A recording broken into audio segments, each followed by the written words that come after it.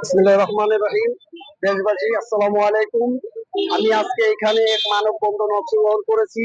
2020 সালে আমি প্রবাসে থাকা অবস্থায় আওয়ামী লীগের কিছু সন্ত্রাসী বাহিনীর নেতৃত্বে আমার কলেজ পড়ুয়া মেয়েকে ডিস্টার্ব করার কারণে আমার ছেলে তার প্রতিবাদ করে।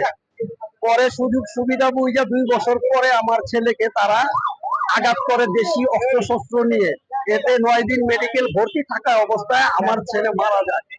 আমি এই দেশের যত বিচারক, যত আইনজীবী, যত বুদ্ধিজীবী ও যত দেশপ্রেমিক এবং রাষ্ট্রপতি শহীদ জিয়া রহমান যারা আছেন তাদের কাছে আমার আবেদন, অবশ্যই আমার এই ছেলের বিষয়টা আপনারা দেখবেন এবং সঠিক বিচার যেন আমি পাই, আপনারা সেই চেষ্টা করবেন আর আমার জন্য দোয়া করবেন। আমিও সকলের জন্য দোয়া করি। শহীদ জিয়া জিন্দাবাদ, জাতীয়তাবাদী ছাত্র বিএনপি জিন্দাবাদ। আসসালামু আলাইকুম।